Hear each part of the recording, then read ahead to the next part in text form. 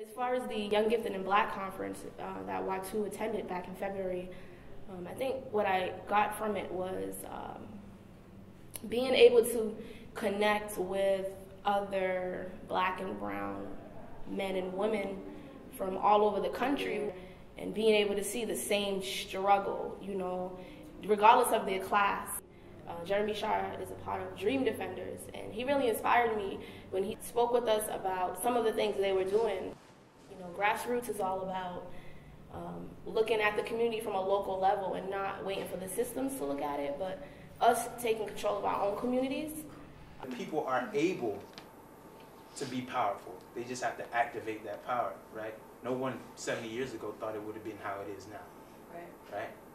I chose to focus on that and to raise the conscience of the people, because as they go around redeveloping our communities, they're leaving us out of it.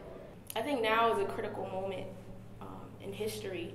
It's 2015, and you have this new generation and the generation above me, the generation under me, who are still fighting. Say if you're doing a campaign against police brutality, you're not going into these communities, going to the police officers and say, hey, we want this, because they don't want it, you want it, right? So you have to canvass, talk to people, ask them what they want so that you're able to properly advocate for the people and help them advocate for themselves.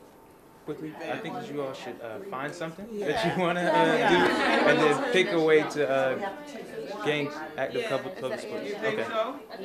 I work with Philly schools, and a problem that teachers usually have is reaching out to parents and students.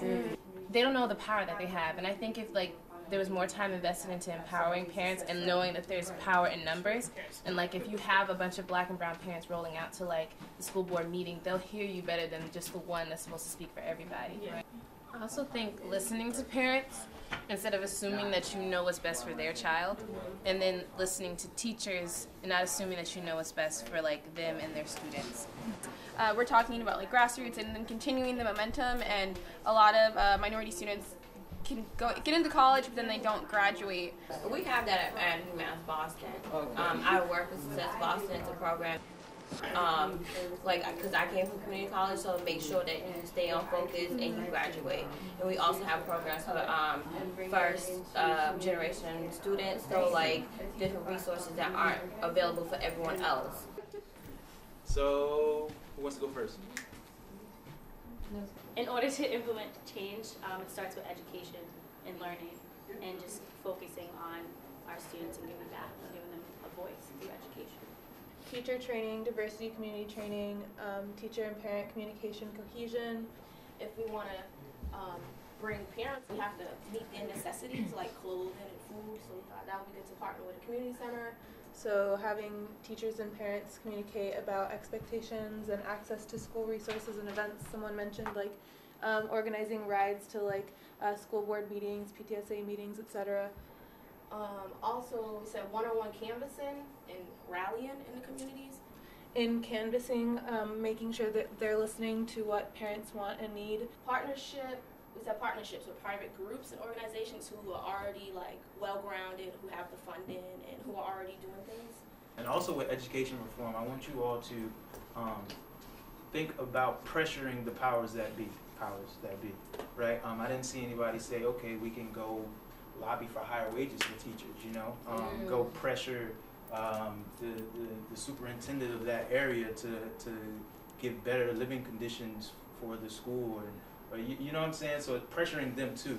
You can use the power, the popular power that you made from the people, getting their public support, and bring 5,000 people to the superintendent's office, and he has to hear you, right? Because you have the people on your side.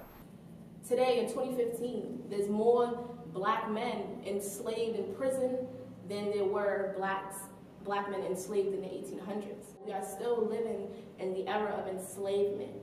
It is our duty to fight for our freedom. It is our duty to fight for our freedom. It is our duty to win. It is our duty to win. We must love and protect each other. We must love and protect each other. And we have nothing to lose but our change. We have nothing to lose but our change.